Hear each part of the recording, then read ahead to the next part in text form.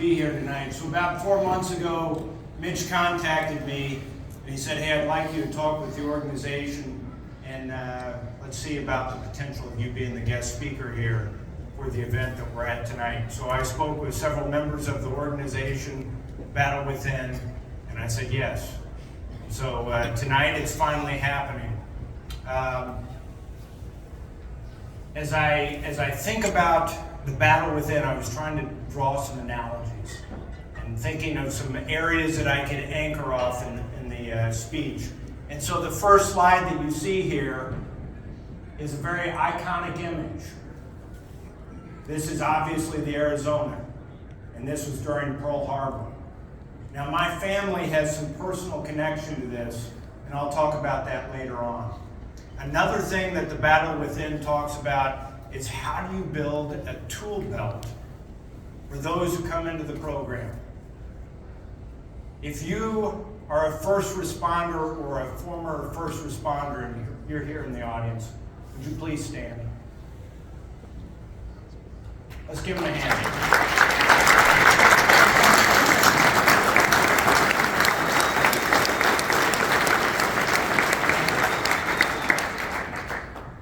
Current military or military vets, please stand.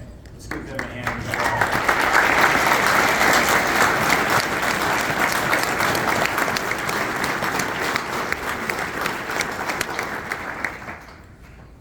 So growing up, I was influenced by the fact that we had a family connection to Pearl Harbor and to the Arizona. One of the reasons I'm in the military today. And so today I'm going to talk about the tool belt that the Battle Within discusses, and then I'm also going to talk about Pearl Harbor. I'm going to build the analogy there. So these are the things that I'm going to cover tonight.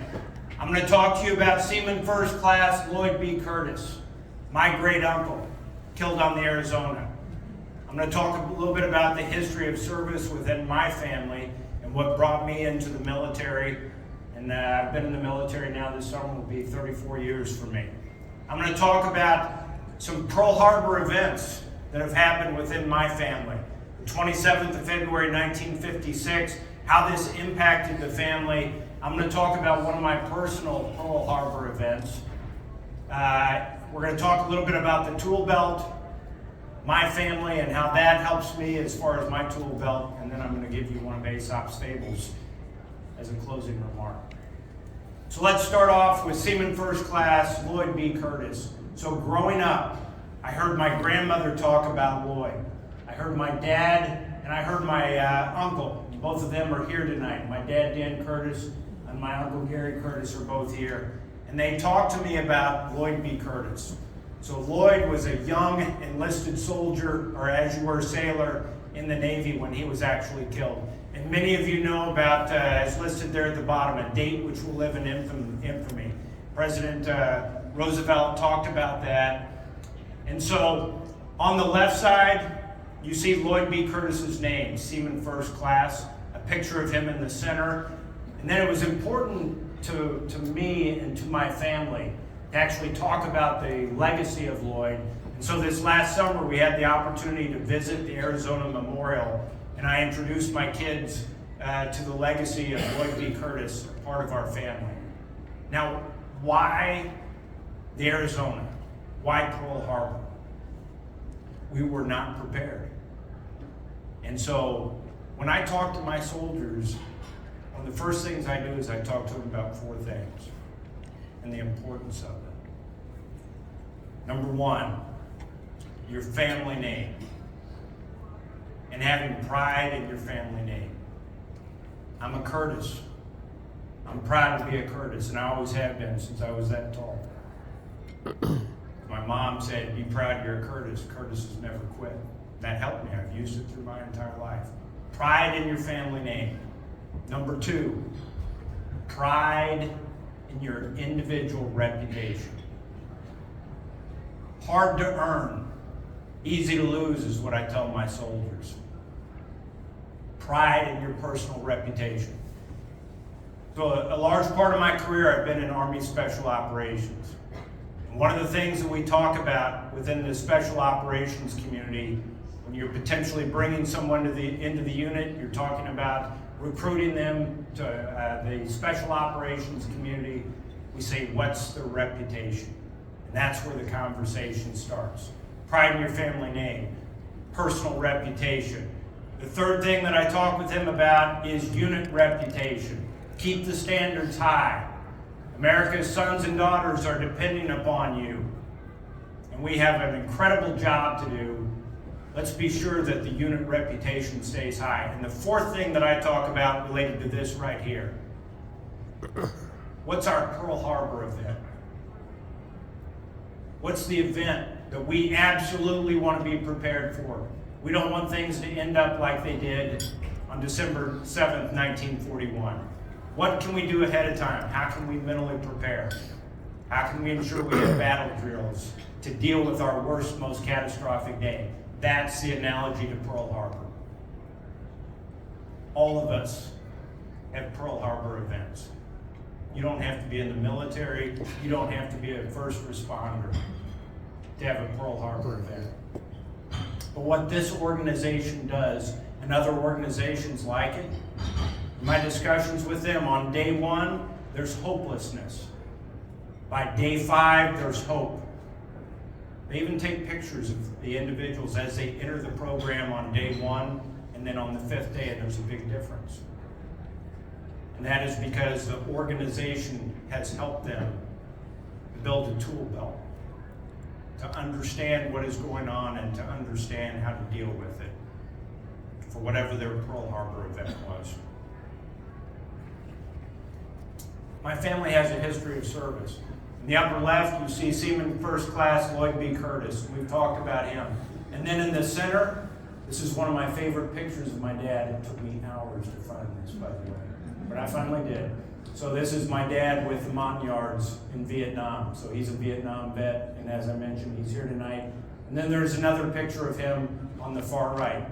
Then as you go down to the bottom, that's my Ranger School graduation. That's one of my good days. And I'm standing right next to one of my best friends, Captain David Taylor. David was killed in Iraq. He was cut in two by an EFP. So that's a very special picture to me because that's one of the only pictures that I have of Dave Taylor and me, and it's on one of my best days. Certainly I was glad that Ranger School was over and it was good to finally get the Ranger tab. In the center, that's my wife, Colonel Elizabeth Curtis. She was the first brigade commander in the famed 82nd Airborne Division. I've spent 5.5 years in that unit, and she's getting ready to be the division chief of staff, and she's breaking glass. And she is an incredible soldier.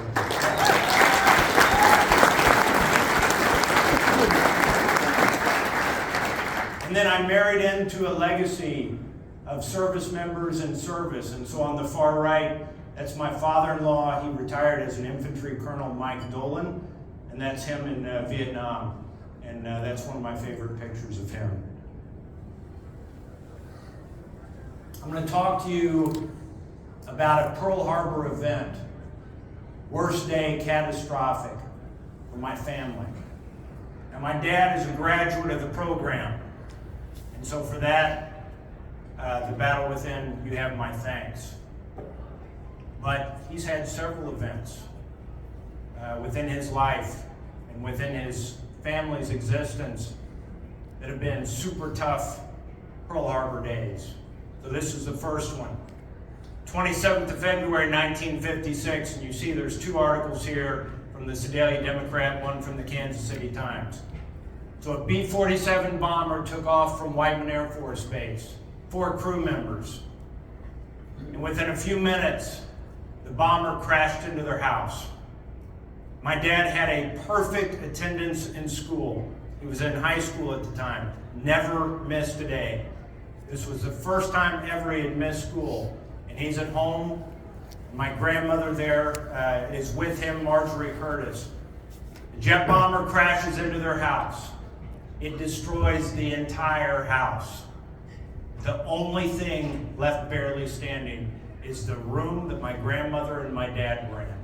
Jet fuel washes across the entire house, explodes into flames, destroys their barn, destroys their tractors, kills all their farm animals. There's nothing left. Pearl Harbor event. And that's a picture of my dad and my grandmother on the upper left. This is another picture. This hangs in our house. This is a picture I got for him. That's all that's left. And all that's left is nothing. And you see the description there. The only thing I would take umbrage with is it says escape with minor injuries. They both had third-degree burns. And they both had things they had to deal with for the rest of their life after this event. Family impacts. So that's my grandfather, Clay Curtis, on the left. Hard-working man. Worked as a farmer, had several other jobs. And that's my grandmother, Marjorie Curtis, on the right, legally blind. A lot of things going on here. A lot of things that probably weren't dealt with. Probably a lot of PTS. Clay Curtis ends up committing suicide. This leaves a family that's living in a garage. They don't have a house. They don't have any vehicles. They've lost everything. The only compensation that they got out of the whole deal was enough money to buy one tractor. That's it. And so she decides, because she's a resilient lady, she's going to go back to school. So she goes to then Central Missouri State University. She becomes a teacher and educator, bear in mind, while legally blind. My mom helps her out with her classes. She becomes a very successful teacher, comes back against all odds because she has nothing. The family has nothing. She also becomes a very successful cattle rancher. This is an example of resilience, and that's why I have the picture up here. But it's also an example of how instances, personal Pearl Harbors, affect the family, because it certainly affected my dad, and it affected my uncle, and it affected my grandmother. And even though they were really resilient people, I can tell that it had an impact on them, and it always will. And so there's a picture in the photo there of Clay Curtis. There's a picture of my dad and also of my uncle, and both of them are here tonight.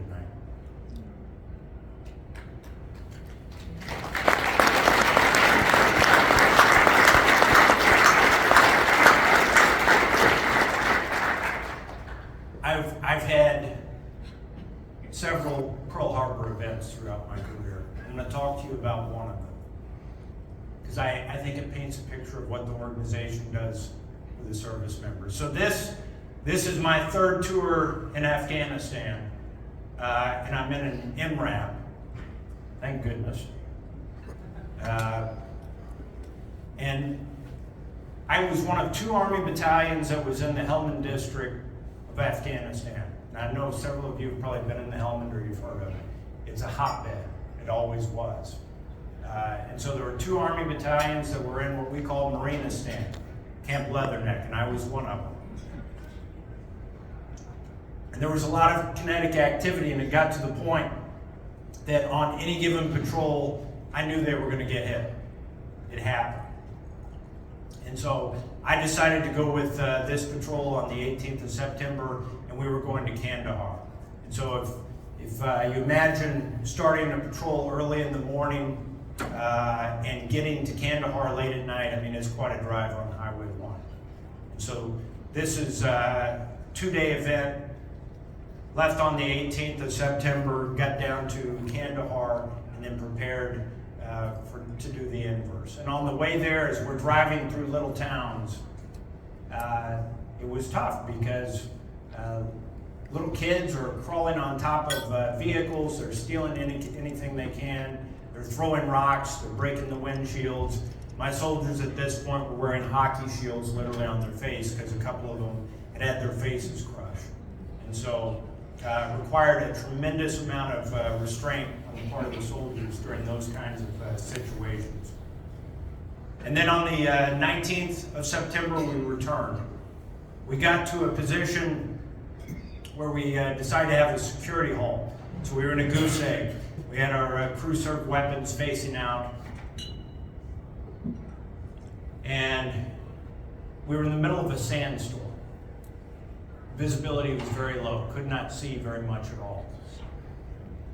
And with only about 2 seconds notice, I was about 20 meters off of Highway 1, which you can see, that's my vehicle, and that's right off of Highway 1. A white Toyota car lowered like this, we all knew what that meant. Sped right in front of the vehicle, directly in front of me, and I saw it right in front of me, and it went underneath the vehicle, and the vehicle lifted up like a toy. And he cacked off with a 300-pound V-bit. There's a huge white smoke, can't see anything, and everything's hitting the vehicles. Like I said, thank goodness for MRAPs, I'm a fan. We waited a few minutes, and then we exited. And this is where we had prepared for our Pearl Harbor event. There's so much chaos, there's so much adrenaline going through your body. You have to go into autopilot for a period of time. So we ensured we had established security. We got a status on the soldiers. There were 2 soldiers in the vehicle directly in front of me, and I could not believe that they survived, but they did with catastrophic injuries. We got a medevac for them. We talked to Hire, let them know what was going on. And then I got out of the vehicle, and there was damage. I could hear the shrapnel, the fragments hitting our vehicle. And there were a man's hands, his chest, and his intestines draped across our vehicle. It was a Pearl Harbor event. And so I talked to the soldiers. I told them we'd take care of that kind of stuff when we got back, Camp Leatherneck. And we moved out. That's not the only Pearl Harbor event I've had. But that was one of the toughest. I was able to think ahead of time of what I would do in that kind of event. I could not predict exactly what was going to happen. But I thought about what my actions would be, because everybody looks to you as a leader, and if you fall apart, it gives them an excuse to fall apart. And so I was a little bit of a robot for a period of time. I had to be a thinking robot, but I was a little bit of a robot until we got through the event. Now, I had the worst headache of my life. Still had not gone away after 12 days. I couldn't remember my battalion XO's name. I couldn't remember my battalion sergeant's major name. And these are individuals that I work with every day. And I couldn't get the headache to go away. And to this day, I still have the headache. It doesn't go away. I'm able to control it, and keep it to a lower level, but it's with me. But you have people like what I just described, who've gone through situations like I just described, and things are much worse. And they're looking to organizations like the Battle Within. This is why this is so important. This is why we appreciate you being here tonight. And we appreciate what you're doing to take care of our first responders and our veterans. The Battle Within talks about a tool belt. The military gives us great kit. You've got pictures of my dad and my father-in-law in Vietnam. Both of them have their kit on. You've got a picture of me during that same tour in Afghanistan in helmet. I've got great kit. But the tool belt to deal with things afterward, that's a different story. And that's where organizations like this give those who have gone through Pearl Harbor events a tool belt and a way to deal with the things that have happened to them. That's part of the value of this organization, is that tool belt that they helped to create. And each tool belt is slightly different. This is part of my tool belt. I suspect it's part of the tool belt of many others, my family. It's a picture of me on the upper left. That's a good day. It's my last day in the Special Operations community there on Fort Bragg at the drop zone. On the far right, you have a good day. So we're in a bad place. We're both in Syria, but that's my wife and me, and we happen to be at the same place at the same time, and I got to see her just for a few minutes, but I'll take it. Because we've deployed 5 times in a row at the very same time, and an unexpected event like that was super special. On the bottom left, that's her brigade change of command, and somebody snapped a picture of both of us right before the event began, and that was a good day. And then on the far right, that's my tribe, that's my family. My 3 daughters and my wife in front of our house at Fort Bragg. And then of course, in the center top, it's one of my favorite pictures of the 5 of us. That's part of my tool belt. Now, the tool belt that I've seen also personally includes members of the family who are also here tonight. So my dad has been through your program. In the bottom center, that's my mother. And we live about 2 hours from Onslow Beach, Camp Lejeune, and I'm sure we've got Marines out there, hoorah. And we like to go to Onslow Beach. And so my mom is sitting there in front of Onslow Beach, and she's painting. And when she paints, she likes to say prayers for the family. The power of prayer associated with this is powerful as well. She asked me to say that. But she's the linchpin of my dad's tool belt coming out of this program. So I very deliberately chose that picture of her, and I want to thank her for being part of my dad's tool belt.